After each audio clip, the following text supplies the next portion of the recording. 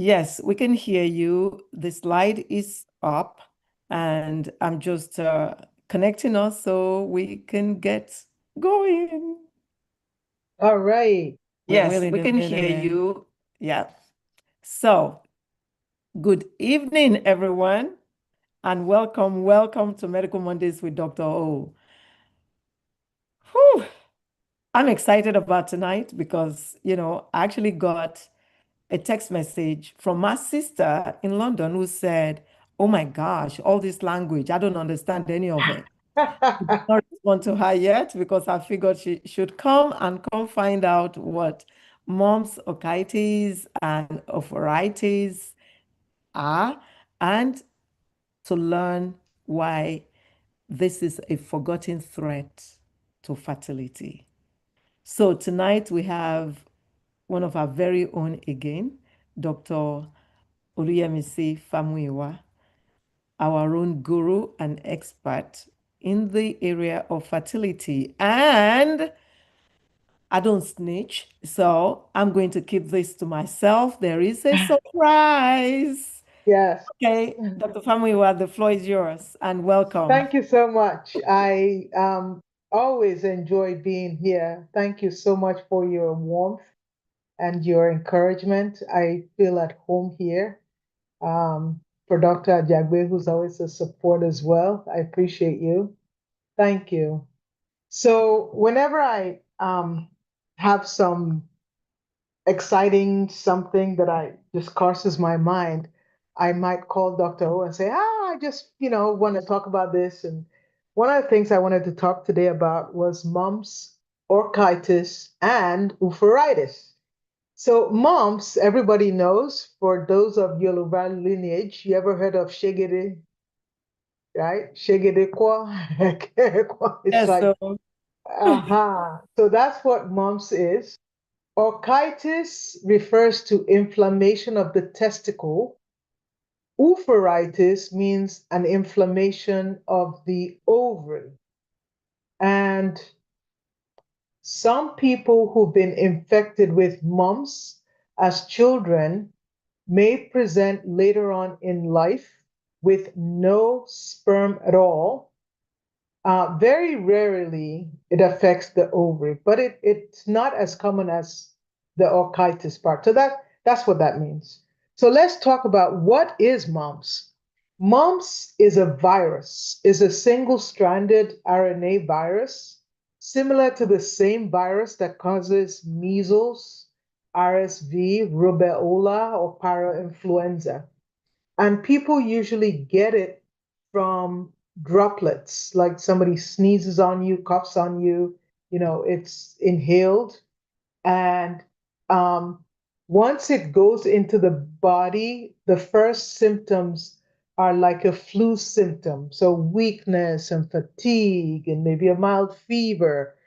And then the prolonged stage, the virus itself can migrate to different organs, not just the genitals. So it can certainly go to the brain. It can go to other organs within the body, the thyroid. It can cause, an encephalitis. It can cause deafness if it goes to the ear. It can cause severe pancreatitis. Um, and the paratitis is what we call, the mumps, shigida in Yoruba. And occasionally we'll go to the testes or even the ovary. There's no cure. It's purely supportive, hydrating the patient and, treating the fevers. So mostly supportive care till it runs its clinical course and they get better. What we're here concerned today is the sequelae, meaning what happens after it's run its course. So, yes, the virus itself can be damaging, but in addition to the virus being damaging, the body kicks up a defense against it. And that defense can be damaging by itself. because the body is trying to clean this thing out, and it can decide to clean out normal tissue as well. So what do we refer to the mumps itself? It goes to the salivary glands, the parotid glands, somewhere around here, right on your cheekbone. So when you see infected children, we don't see it much, but if certain countries in Africa, you'll see it. And they look, with a swollen cheek as if they, like chipmunks, because the parotid gland is swollen and it's inflamed. So that's where the syndrome comes from. Now, so we're not going to talk about the systemic effect of mumps. I'm going to focus on the damage it causes to the reproductive tissue. I don't know if you can see my. Let me see if I can show a pen. Aha, laser. Yay! Oh, no, I can't use red. Let's use yellow. Can you see that yellow dot? It's too Oh, small. no, it's too small. Uh, let's see. Red may work better. Okay, I'll try the red again. It was washing out on the red. I was Uh, showing, okay, you guys see the red I'm moving around. no. So, mumps, when it affects the testes, this is a picture of the testicles, it does something unique. It doesn't really affect all the cells in the testes. So, in the testicles, just a brief anatomy. The sperm is produced in these coiled tubules called the seminiferous tubules, kind of coiled like spaghetti and really packed on itself. And the sperm produced is collected in what is called the retitestes, which is this jumble of line here, and stored in the epididymis, which is this long comma-like structure. That's where it's stored before it's released. Okay. So, in the testicle itself, the sperm is produced by what is called the spermatogonia, the baby germ cells that will make the sperm. So, you see it here. This orange area is the baseline, and this fat cell is a baby cell. And these cells are held by this orange big nanny cell called the Sertoli cell that kind of holds everything in place while the development takes place. So what happens is the big baby cells are gradually modified and trimmed as they go through division to reduce their DNA to the mature sperm, which you see down here. And the mature sperm is released into the hollow of the tube. Okay. So this, you only need one, the Sertoli cell spans the entire layer of production of sperm. This layer makes the blood sperm barrier, so you don't get a mixture of blood and sperm. All right, so the next slide, I'm going to show you what it looks like. Well, this is an inflamed testicle, but I'll come back to that in a second. Let me show you. So these seminiferous tubules, they're coiled, like I showed you, like this spaghetti-like area. And the sperm is gradually made from the baseline. You see these dark cells here, gradually trimmed down to the mature sperm that's now collected in the center. When it gets to the center, it's now funneled off to this epididymis that stores it. But there are surrounding cells, right, that are not part of the cells being produced, right? So pay attention to these surrounding cells and also the Sertoli cells, because mumps has a way of affecting the baby cells, but not the support cells. So the support cells are responsible for making testosterone. So these patients, when infected, may have a normal testosterone because those cells are not damaged. What's damaged is the cells that are producing the sperm. So I'm going to go back once to show you an inflamed testicle. So that epididymis, which we saw in the other slide here, when it's inflamed, it swells and it looks angry. It can be very painful. And the testicle itself expands, a very painful thing, when they have the mumps orchitis. And this is a transient thing, it goes away. All right. So what happens is we talked about the virus getting access to the body, then into the bloodstream, infecting the testes or the ovary, and it destroys the baby cells that I showed you that make the mature cells called the germ cells. So what happens is when you destroy enough of these cells over time, the testicle may actually shrink, right? So these patients go from an inflamed, swollen testicle, and then gradually they may get testicular atrophy to add insult to the injury. The same that happen in the sperm and the testes can actually happen in the ovary, although it's very rare. Now, what percentage of patients who have mumps will get um, an orchitis or have no sperm at all? If it infects only one sperm, one testicle, it's a lower percentage, maybe 20, 30%. But if it infects both testes, up to 57% of those may have no sperm later on. And I've picked it up in a few of my patients who came to see me and they're trying to get pregnant with their partner. And we do a semen analysis as part of the basic workup and turn to find out they have zero sperm. And they go, oh, yeah, I remember when I was young, I had this infection, blah, blah, blah.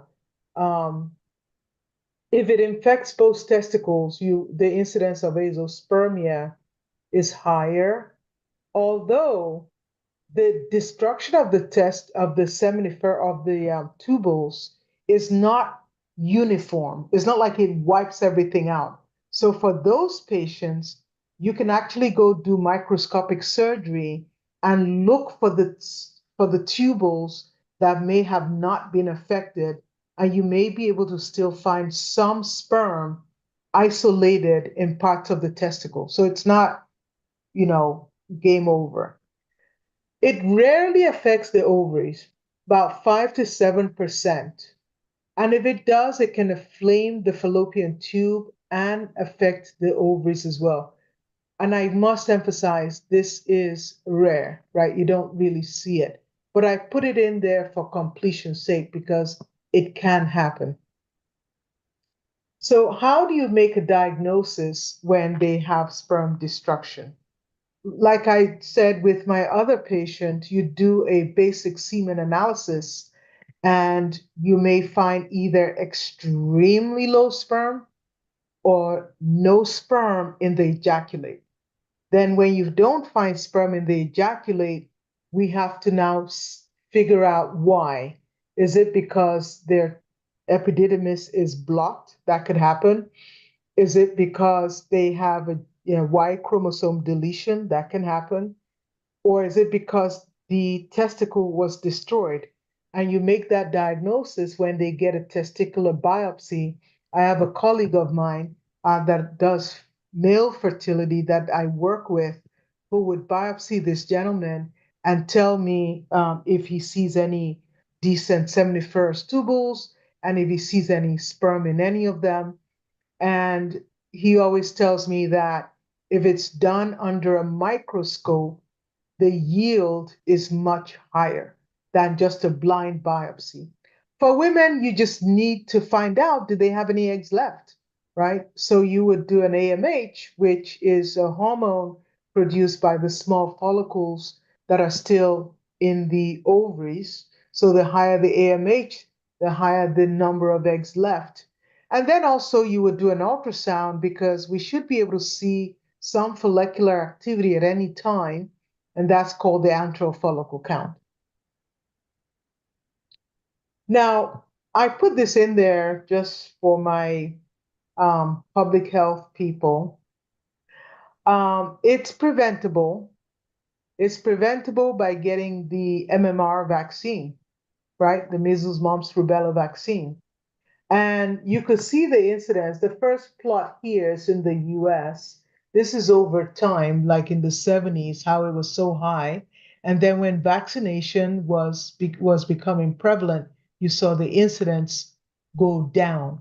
So 2 doses of the vaccine provides up to 95% protection against it. And you see some spikes recently in areas where vaccine rate has gone down or the natural immunity in the population has trended down. So I wanted to juxtapose this with a worldwide overview of where vaccines may not be available, such as in some parts of Africa, some parts of, Eastern Bloc countries in the Middle East, in South America, where you might still see these full-blown cases, right? I mean, I don't know, Oh, you've probably seen a few mumps cases or two, right? I'm sure, but if Actually, there's believe still, it or not, I've not seen a single one in the US. oh, In in the US. I've not seen one in my practice. Oh, wow. And when I was Lucky you. younger, I didn't see one. It might have been there, but didn't know. I see, I grew up in Nigeria and I do recall seeing people who were infected with it because of that swollen gland. Yeah. Um, so, how do you prevent it? Vaccination to protect. People should think about protecting fertility for their kids. So it's not just not wanting to vaccinate, but knowing that lack of vaccination, they'll get over it. It's not like they're going to be sick all the time. They will heal, but then there's a residual damage, and that's what they have to deal with. So that's my little spiel on mumps. The other part that I don't know if everybody can scan this QR code. We are going to have a walkathon or minor walk really. And if you don't want to walk, you can sit. It's more like a health fair where we're going to have nutritionists, functional medicine people, and maybe some coaches to talk to people about how to incorporate exercise into their um, lifestyle. So this QR code will take you to the sign up sheet. So if you want to scan that, please join us. It's on October 18 at 9 a.m. And as a bonus, I'll get to what Dr. O was alluding to in a second. So again, this is the QR code. Um, we're going to be raffling prices to include one free IVF cycle for people who don't have insurance. It won't cover medication. So if you're trying to get IVF and you can buy your own medication and you don't have insurance, this may be your lucky time. And we will also raffle one free egg freezing cycle. But more importantly, I have spent the last 2 years writing a comprehensive compendium on fertility. It's called The Quest for Fertility. And what I have done is use patient stories to educate and inform. Because if I just give you science, it's like me throwing data at you. But when you hear somebody's stories, and I give a little bit of history in there as well, um, if you hear someone's stories, you might go, oh my gosh, that sounds so like me, or that sounds so like my sister. Oh, now I understand. So the goal is to help people comprehend using stories, but also giving them actionable steps they can take for themselves. In addition, even if you're not doing treatment, How can you protect your fertility? How can you protect the fertility of your children and your grandchildren? Because what you do with your body can affect your children and your grandchildren. So if you come to the walk, you have to be at the walk. It's, you might get, um, um, you're eligible for signed copies of the book when it comes out, but not if you stay home. So if you want to pre-order the book, this is the QR code for the book. And I welcome group buys too. If you want to buy as a group, there are options there to do that and share with your friends. And the more people that we get to buy with us, the more we can create both an audio book as well as get a hard copy book. So I'll leave you with the two QR codes. The first bigger one is for the walk. If I could get 10 people sign up today, yay! Come for the walk, October 18th. Scan that QR code. If you don't want to bother with the walk, but you just want the book, scan the second smaller QR code. Fantastic. I have scanned both QR codes and they work. Oh, good. So scan the QR codes and let's do this. Infertility has become a problem in our community. I don't know why. Oh gosh, that's in my book. You know, there's another That's where I'm statistic. going with that. Yeah, there's So, a statistic. I'll let you finish your thought. I just want to slip this out. There was a study up to was 2017, several years before. They looked at the fertility decline in the US was 1% a year. After 2017, the decline of fertility has gone to 2% a year. Isn't that scary? the decline. Decline. It's declining every year, 2%. So that's where I'm going. That if you want to find out why, then go for the work, get the book. If you're in California, you may not be able to come for the work. I'm just saying. You're in Nigeria, London, you may not be able to get the book. Not just about you, it's also about our generations to come. It's important that we continue to procreate because we don't want to be extinct. But this is a problem. As a primary care physician, I do referrals. Dr. Famuyiwa is there. Sometimes my patients are close to her and, they can be referred to her, so that they can get, fertility care. I call it fertility. I don't like to use that word infertility, but it is the Yes. reality of things. So there are things going on that is causing this. It's the same way we're talking about autism. There are things going on that is causing it. Things just don't happen. And it's important that we find that out. So let's all get educated, get the book. So if you have any questions, as usual, please raise your hand or put it in the chat box. So we're going to leave the QR codes on in case of some people that may take their time to scan it. I have a question for Yes, you. ma'am. Mhm. So when people have mumps, when they get Yes. infected with mumps, does it automatically infect um, the testicles also? Or, I know the percentage of ovary infection is very low, like 7%, but does Right. it automatically affect them? Or they can just have the mumps and it resolves and we're good? So I would say the vast majority will resolve without any problem. Any sequela? But you might have 20 to 30% that have some issue. And if it happens to infect both testes, that percentage goes up. So, what exactly makes some people get it and others don't? I'm not quite sure. Maybe it's immune related. What's their immunity like? Or is there any co exposure causing it? But not everybody will get it.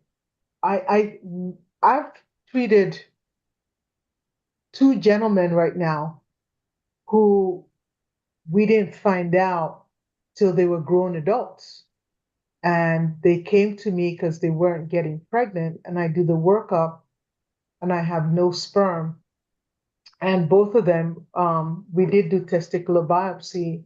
Um, one was a long time ago. So I would say that some of the supplements that we're able to do now, some of the things we're able to do now, the microscopic TESE was not available then, right? So he didn't have a good outcome. They had to use donor sperm. And there are others that we were able to get sperm from them and were able to fertilize their wives' eggs and had successes. Fantastic. Thank you. Dr. Jagwe, kindly unmute her. Yeah, thank you. Thank you, Dr. Famuyiwa. Yes, this is one area that is been forgotten as though it never existed. Somehow our practice overlap because as a oral pathologist, I diagnose a lot of mumps. Uh, Aha. So and you've seen. yes, I've seen a lot even here in the United States. Oh, Uh, wow. the issue is most of the time we didn't look at the possibility of complications or long-term effects. One of the reasons why I think the incidence of um, orchitis or oophoritis might be common among Nigerians is because of the folklore.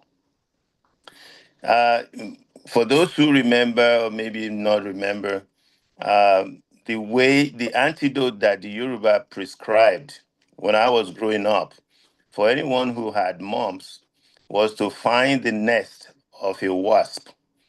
The wasp nest, which will be clay, they will crush it, they will mix it with water and apply it to the side of their faces where the swelling of the mump was. Of course, since they didn't know how this thing worked, they believed that it was a spiritual matter. The spirits were, annoyed with the individual, and more so that the wasp caused stinging. And the stinging actually, they believe that if they crush the nest of the wasps, the antidote for the stinging of the wasps will actually manage or treat the mumps. It's all about ignorance. And I know that many people will vouch or will actually swear that that thing worked for them. I would say that was more of placebo effect. Anything that people can believe in that can do some wonders will probably do that. Now, the reason I'm raising it up is this. Since most people who have this uh, condition when they were young will never attribute it to anything in the future. It was just like a passing fancy at that moment. It was such a transient situation. And so to imagine that 20 years down the road or 30 years down the road, they'll be looking for, sperm or eggs will be totally inconceivable. So I can say now that definitely um, it would not be surprising to find out that a lot of people who never had opportunity of raising children of their own biologically must have been victims of mumps. And because nobody seemed to do a longitudinal study, nobody seemed to follow up on who had mumps and who had infertility in the future, many people are just either being lumped as being unfortunate or household enemies did it, or anybody, any other attribute they can use to actually justify the occurrence. So I will say that if anybody remembers their history and they are in the childbearing stage and they know that they had mumps at some point, that they should that should be the first thing they would consider when considering, whether they have to have the children of their own biologically or not, because like you said, nobody can predict where the mumps will settle and where the side effects or where the complication of the mumps infection will be. uh, so I just wanted to drop that in, that a lot of Africans might be suffering from this issue, Right. the complication of mumps in terms of reproductive health. Yes. I totally agree with you, because I've seen it in my practice. And as Dr. O says, it's so rare that even a lot of doctors on this side may not even have encountered that ever, never heard of it. They know about it on an intellectual level, but they've never seen it. So um, the level index of suspicion is not high enough, and so maybe overlooked for a long time. Yeah, you're absolutely right. And Dr. Jagbe, to your point, mumps is a virus. Yes. So when they use the wasp, clay, and all of that, it will go away. Because what do viruses do? They have their field day and symptoms resolve. Yep. So whether you put wasp clay or water or what have you on it, it's going to go away. It's the sequela that is the possible um, Com- aftermath Complication. Mhm. complication that is the problem that we're talking about that could then cause this infertility deal. And when a couple have problem having their own child, people usually think it's the woman's fault. Mhm. Yeah. I've Yep. never seen in a culture where people even consider men to be the possible one with the problem. They usually think it's the woman. Yeah. Some men will not even go for testing, and that's another problem. I've seen that. Mhm. Some men will not go, so you don't know if they have low sperm count or if they have zero sperm, which we call azoospermia, as Dr. Famuyiwa presented. They don't know because they refuse to go to testing. I've talked many into going to tests, and then they find out that they're the problem. Yeah. There's a lot we need to learn, and thank God that we are learning them. Yeah, Dr. Famuyiwa, could you use this opportunity to kind of just allude to STD complications like syphilis? But Uh, Oh wow. just segue, just kind of I I need was to going, I come was back. going to, mention briefly. I was going to ask what STD is. You know, Okay. Sexually transmitted diseases. thank you. And I now we think actually call I, it STIs, ST infections, yes. yes, And sexually transmitted infections. I think that almost deserves its own separate talk because it's so extensive, right? I What are we know. going to start with? Are we I going to just wanted start you to with? mention something about Yeah, it in relation to yeah, complications. yeah. I mean, for instance, things like syphilis, which can go undiagnosed in some cases, Mhm. and we in my career seen a lot of tertiary syphilis that was missed until they start having severe symptoms, or even things like herpes that can also affect the uterus, the cervix, the vagina, um, and things like hepatitis B. That's another quiet one. The antigen, especially when it lingers and then they become a chronic hepatitis B carrier. Um, and maybe infect their partners and get their partners sick. Um, and perhaps also another one, like everybody knows, I have this podcast called Fertile Talks, and it's so funny. I just randomly did some talks on urea plasma, and that is the number one episode till today that everybody is downloading all over the world. Because urea plasma can be a sexually transmitted infection, but it doesn't really cause symptoms a lot, right? So it's not like you're going to get pus flying everywhere or pain, but it can manifest quietly with infertility or recurrent miscarriages. So when I see patients in my practice, I always screen for ureaplasma and mycoplasma. And if it's positive, I treat both. And patients always ask me, well, who gave it to me or how long have I had it? And I'm like, you don't know how long it's been there. So you don't even know if you gave it to your husband, right? Because Absolutely.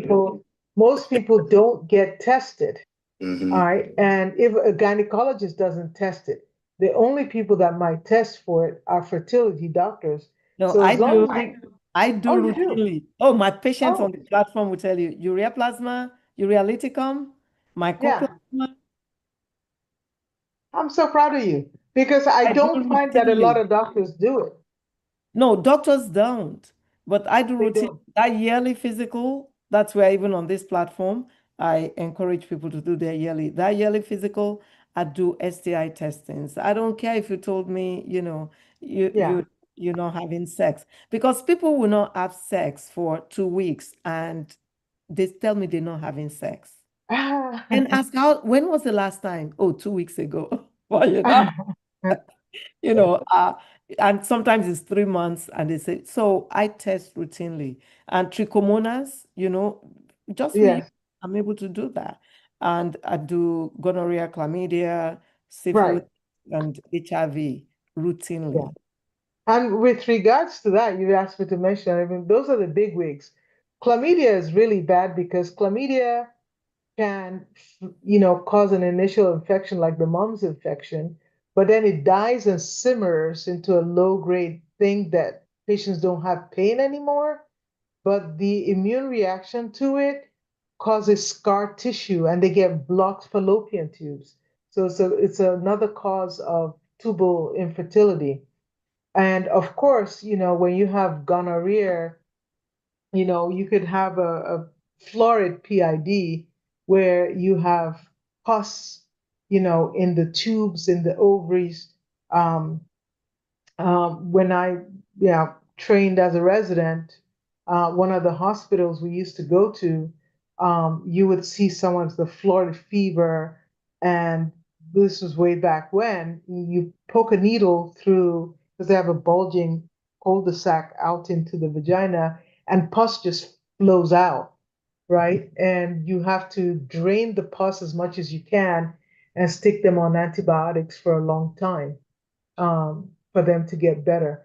And of course, they heal with a lot of scar tissue. So chlamydia and gonorrhea, if you're planning on having children sometime in the future, you want to make sure you're tested for these things and treated appropriately, or better still, try to practice safe sex because those can be a cause for infertility again years down the road when people can't get pregnant.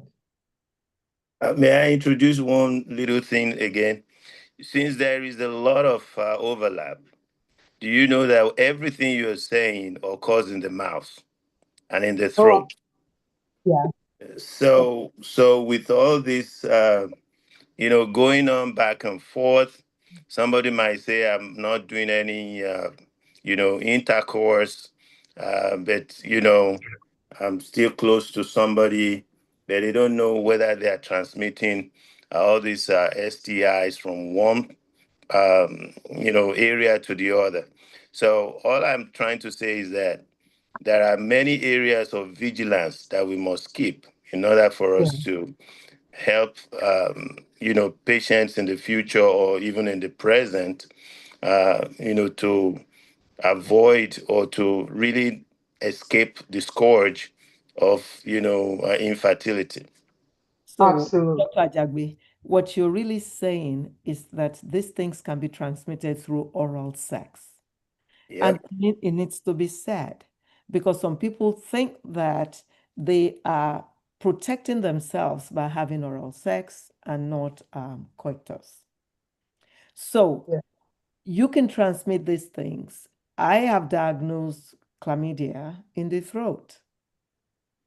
The patient had gone to the emergency room. They've treated the patient for sore throat, didn't resolve. I said, look, let me culture it because I know the lifestyle. Do you have oral sex? Yes. Okay, let's do this. And it was chlamydia.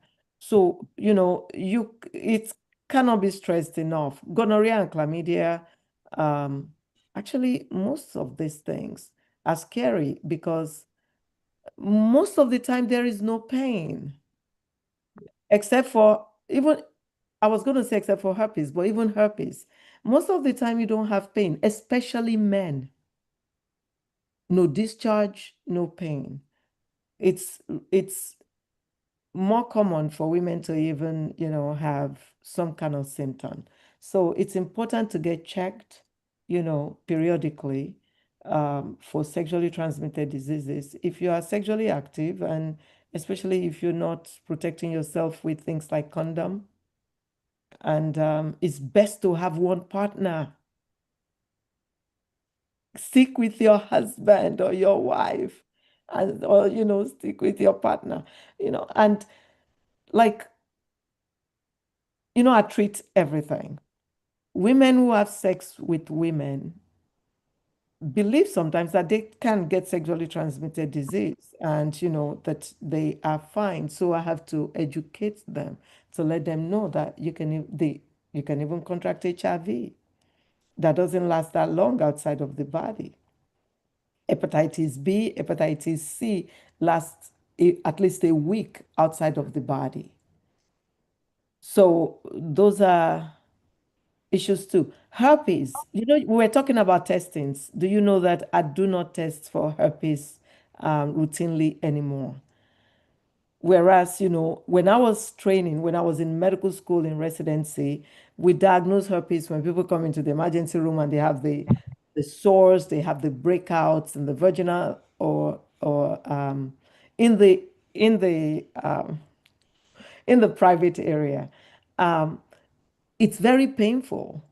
They will come to the emergency room. As soon as we see it, we know what it is, but we will culture just to confirm what we already know it is and we treat it. But then later on in years, we have blood tests that can actually, diagnose herpes type 1, type 2. But the problem in clinic is, educating somebody who has never had a breakout to use prophylaxis, one pill a day to prevent transmission. Because even though they've never had breakout, they will still, every month, a certain time of the month, they will still be shedding. It's what we call it. They'll be shedding the virus. And when they are in that shedding period, they would infect anyone that they have intercourse with. So they don't know they have herpes type 1 or 2 and they're spreading the joy because they've never had a breakout. The person they infect may now have a breakout. But taking that one pill a day will prevent that shedding to prevent, partners. But that is so difficult to get through to patients sometimes. It is important to test for these things, but more importantly, it is important to have safe sex. Yeah. Sometimes we talked about how does your health smell? I gave a talk on that. How does your health smell? One of the ways by which you may suspect something going on uh, in the mouth, which is related to sexually transmitted infection, is the smell. There's a bad breath that comes with that, and most of the time it's because of the suppuration. I mean, pus formation in the back of the throat, and when it dries up, the smell is very foul. So that's one thing that could be suspicious when you get somebody whose breath is always very foul and they seem to be brushing their teeth. They seem to be uh, trying to be meticulous, but their breath is still stinking. So that might come from the back of the tongue as well as from the throat, which is one area where the infection can hide for a long period of time. Which Like you one? said, there's no pain. Which No, one? any of these, bacterial or bacterial um, infection that can cause STIs, gonorrhea, syphilis. Syphilis may cause ulcers that are not healing, which way in the back of the throat will be shedding the spirochetes. So those are things that we can bear. They also stink. The breath is bad. Hmm. Bad breath. So, Dr. Jagbe, when people come to see you as a dentist and Mm. bad breath or they complaining of bad breath, would you test for sexually transmitted infections? Because I've never seen a dentist do that. I'm just curious.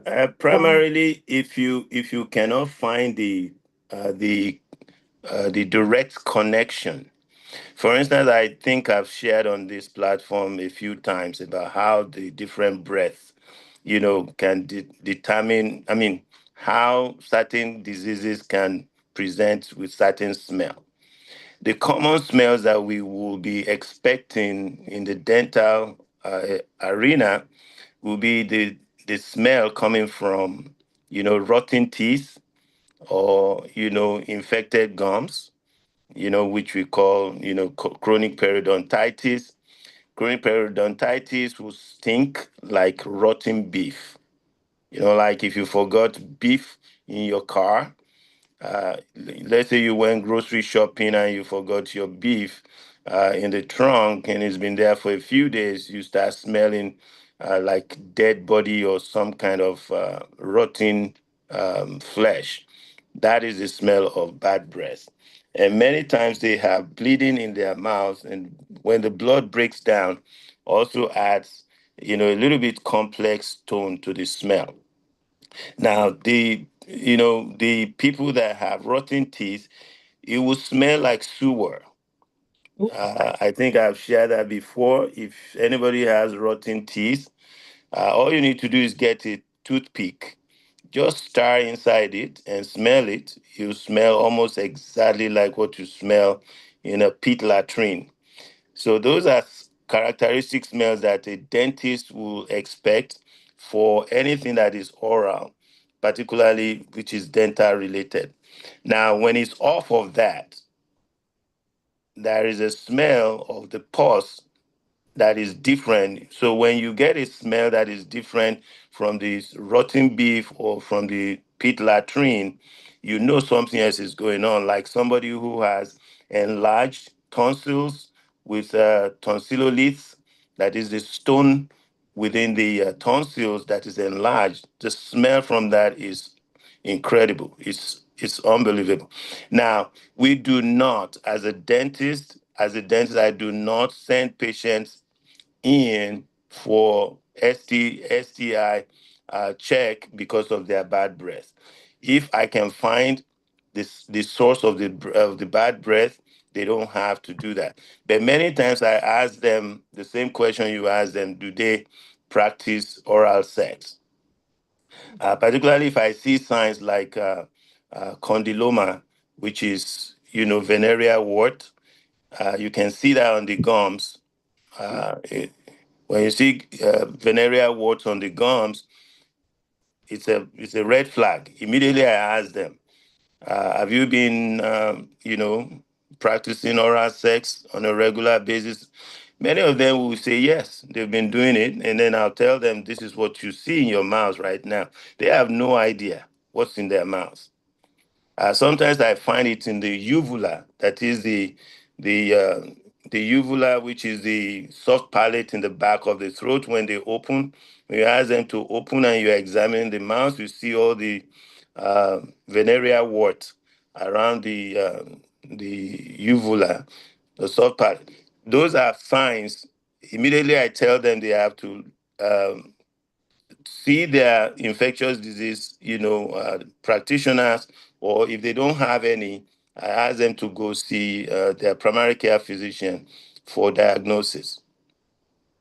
Thank you so much for that robust education. Um, I just got insight. Somebody just contacted me that they're driving, and so they can scan the QR codes here for the walk and for the book. So I'm going to ask Dr. Famuyiwa to send it to me so I can forward it to you by text and by email in case you are not able to scan it. Okay? So we want everybody to have opportunity to attend and to purchase the book. So we'll see you there. Oh, question, Dr. Famuyiwa. There's a question here that says, how did you hear about this event, the walk? Through website, friend, newsletter, or advertisement? None of it qualifies for this. Oh, yeah, I guess you can skip that. I didn't think about that. I Okay, will add an skip it for other the, to that. yeah, Yeah. I was still actually Think able to submit it. you can still I think you can skip that part. If it doesn't pertain, you don't have to fill it out. Okay, cool. Cool. It's very easy. They just few questions to register for the walk. And the book, as the, you know, video, you can learn some things and assist in raising funds to also help this person that is going to get a free IVF. Thank you for doing that. Thank you. Thank you so much. I appreciate it. So I'm gonna look forward to seeing you guys. Please, when you RSVP, let me know.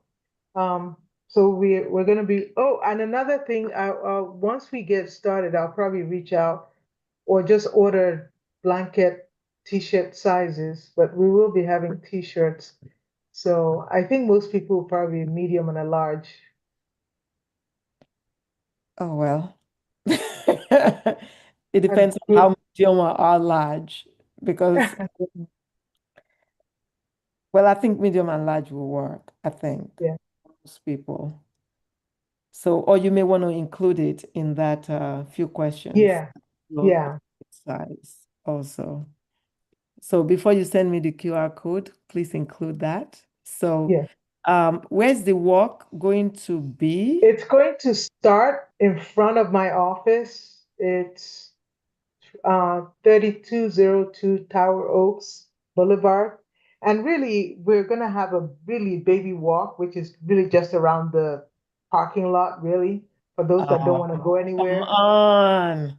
And then there's going to be a longer walk.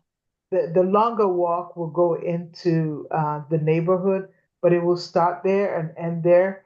And my intention is to get some athletic coaches to lead us through warm ups and stretches and cool down exercises before and after. And for any physician in the webinar tonight, if you want to showcase your practice, then you're welcome to be a sponsor. In which case, we would ask that you give us a print ready ad. So when we make the flyer for the walk, we can stick it in there, and you will be eligible to. Yeah, it's going to be a BYOT, bring your own table. If you want a table with a chair, bring your own table and chair, only if you're a sponsor. Nice. Or bring your own booth, I guess. BYOB, yeah. Nice. Thank you so much, and thank you for all you have done in this quest. Thank you. Thank you. We appreciate you for all you're doing in the community. We want to be having children. We want those babies. Come on. Yeah, oh my gosh. At the rate fertility is going, the human race is going to be extinct if they don't do something about it. That's why we have you and Yeah. people like you in this realm, so that you dig deeper into more courses. Now we know about moms, and there's a question. Let me ask you that question. We know that the possibility of complication of moms is this lack of sperm later on, or it could affect the egg later on. Right. If somebody contracts mumps, first of all, everybody should get vaccinated, and mothers vaccinate your children.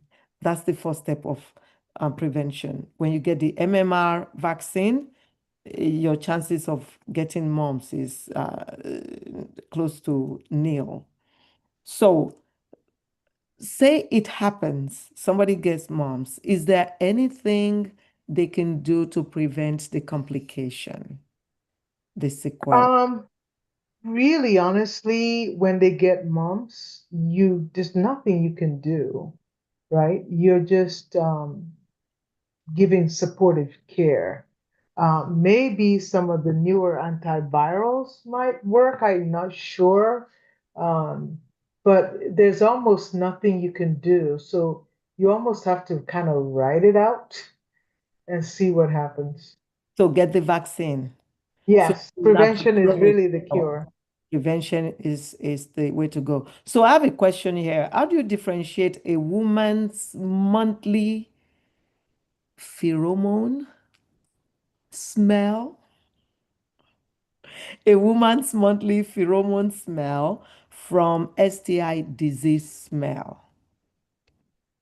It depends on where the infection is, right? You just heard Dr. Ajagbe give a whole lecture on the different types of smell from the mouth. No, I think it's Um, talking about when women are menstruating, yeah, yeah. some I women mean, have you don't this stench. really, yeah, that's just blood, right? You know, the only STI that really gives us off an odor in women that much is bacterial vaginosis, right? So you have that fishy odor smell that may get worse after sex because the semen, the alkaline sperm releases the smell from the bacteria, but that gives a fishy odor smell.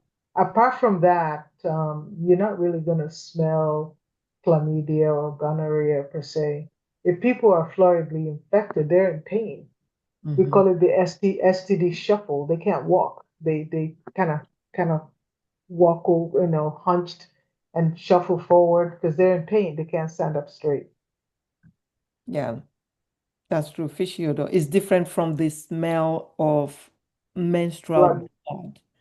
And right? there's another thing that may smell, it may, but it's not a sexually transmitted disease. Um, Yeast infection, candida in the vaginal area, it can smell, but it's not the distinct smell of menstrual blood. And that one is not sexually transmitted also. Excellent question. Thank you for asking. Not all smells are STI. But do your routine checks. If you feel uncomfortable, you suspect that it's possible that you have had exposure to an STI, get checked. Go to your primary care doctor and let them know that you would like to get checked, to rule out an infection. And they'll do it. They'll do the testing. So if there are no more questions, Dr. Famuyiwa, I'm yielding back to you to give us Oh, thank you so much. your So, yeah, remarks. Let yeah. us know what we should take home with us. Take home prevention, prevention, prevention. And also, the other take home is awareness. I think people they just assume that everything is going to be okay till it's not okay. And that has always been my life mission is to provide education. And that's really why I think writing this book is probably one of the hardest thing I've ever done. When I naively started writing it, had no clue how hard it was to write a book. No clue. It has consumed my life for the past 1 year. So I really poured a lot of heart and soul into it because I want people to be able to relate to it and to see what they can do. And now that we know that your whatever affects your fertility can actually can be transmitted to your children and even your grandchildren. So, or even if you have children now and you think, well, I don't care, I already have my kids. Well, will they have their own kids, right? Will they be able to procreate? Will their children be able to have grandchildren? So I think awareness, which translates into changing some things that we are doing now, is key, right? It's key. The same way that years ago, there was a lot of um, information about smoking not being good for lungs. And now we see smoking rate in America is one of the lowest it's ever been, right? But you go to some third world countries and they're still puffing it up like, no man's business. So with awareness comes change, right? And now that we keep saying it over and over like a broken record, change starts with us, right? We make those changes, we decide. One of the things I talk in my book about the things that your body is exposed to that could affect your fertility. I'll give you a quick example and then I'll be quiet. Is, for instance, I always tell patients to look at their makeup, look at their deodorant. Does it have aluminum in it? Because we know that that can be a contaminant. Well, guess what? Now that more and more patients are being educated about the harm of aluminum in deodorants, did you see when you go to the grocery store or any pharmacy, you look at the deodorant shelf, and the first thing you see plastered all over it is aluminum free. They didn't start making it because they wanted to. They started making it because people voted with their pocketbook and saying, I'm not buying this toxin anymore. So when it sits on the shelf, it sends a message back to the manufacturer. So there are a lot more things in the book that I also mention that can affect your fertility that I want you guys to start voting with your pocketbook. So we're not going to be investing in these toxins anymore. And the corporate world only listens to dollar signs. And when people start voting with their wallet, you will start to see a change. And that's why I wrote that book. And also, I think, for the Fertile Walk, I think it's fun. Just come out. You're going to meet a lot of people, talk to a lot of people. You might even run into Dr. O there, and other doctors, coaches. Um, and I think that if you come out in a social setting, you'll realize that gee, there are other people trying to navigate this as well. So that social support is important. Um, come out and hear what we have to say. What do you have to lose, right? You know, Thank you so much. I agree. See you there, yeah. Thank okay, you. at the work. We'll be looking forward to that. Thank you. And I'm going to say good night until we meet again next week. Please stay safe. Stay away from these viruses. They're still here. We're diagnosing COVID all over again. Thank God it's not as deadly as before, but it's still COVID. So be safe. Have a good night. Peace.